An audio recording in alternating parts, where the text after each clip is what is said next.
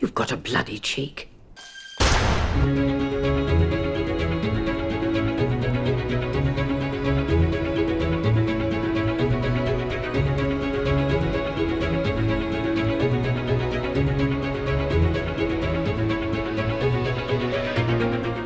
And Casino Royale is a different kettle of fish because it's based on the first book in the series.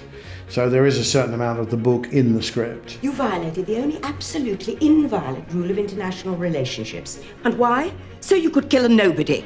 We wanted to question him, not to kill him.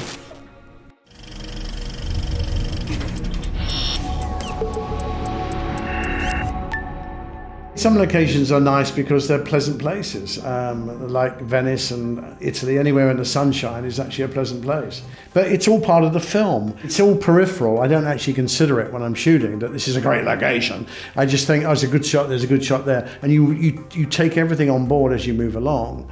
Even if you're on a set that's been constructed out of nothing on a stage, you try to make it look interesting for your film. You took the best angles that show it off and all the rest of it. With Casino Royale, the writers were a bit unsure as to how to finish the story. While they were scouting, they'd seen a building that was held up by these inflatable balloons. And they felt that there was something there that could be used as part of the action scene at the end.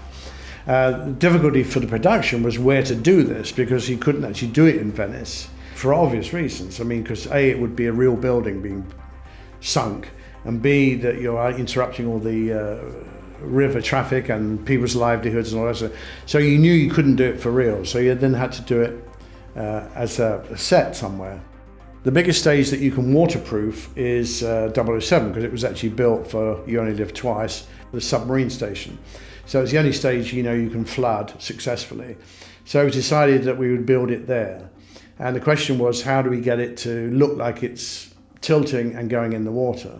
So they constructed this very complicated rig which would tilt one way or the other and also sink 12 feet into water. So the stage was flooded. The other point to deal with was the introduction to it, because also we had to have it look like it was under construction, and that the 007 sees them go into the building and he follows them in. So we had to build that part as a set as well. So now my job is to make it look like real daylight. And the other issue was inside the sinking house.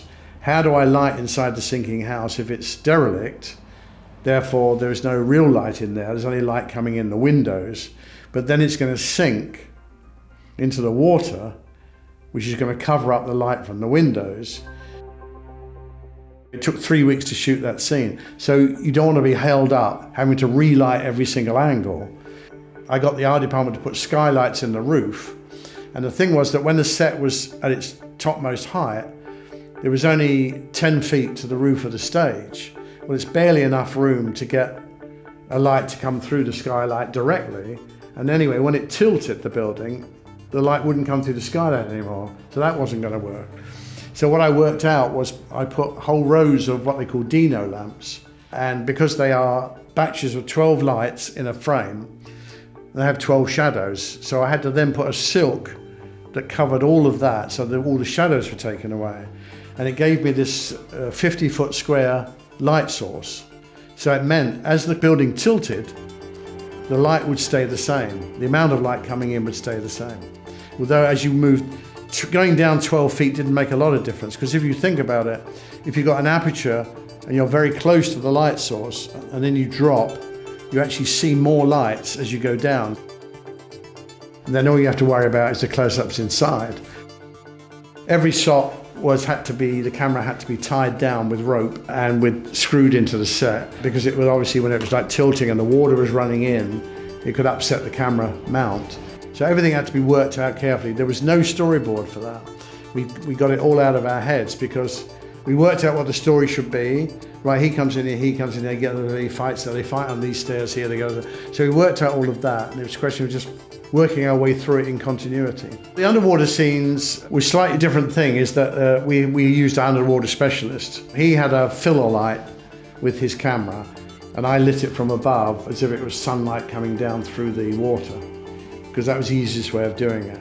And it's fairly contained. If you remember in the movie, he's outside the lift and she's inside the lift, so it's not like it's covering a large area.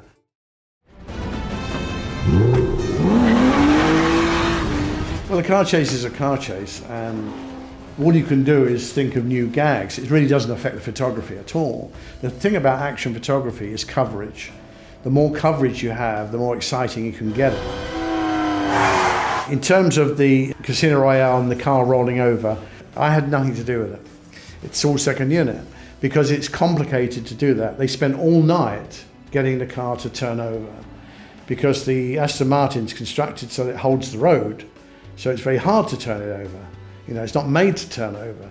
So what they had to do eventually, after having 3 goes at it and not succeeding, they had to take one of the seats out and put an air ram in and fire the air ram to turn the car over. And it happened to spin 7 times, which was a world record apparently. And you got 5 cameras running on it. It was accidental because we hadn't planned that until we shot it. And that was once we shot it, of course, it stuck out. We thought, well, this is exactly what that is. So we made a little bit more of it. Because originally he just got out of the water and he saw the girl, and it was all about the girl and the horse. But we made more of him standing there and looking.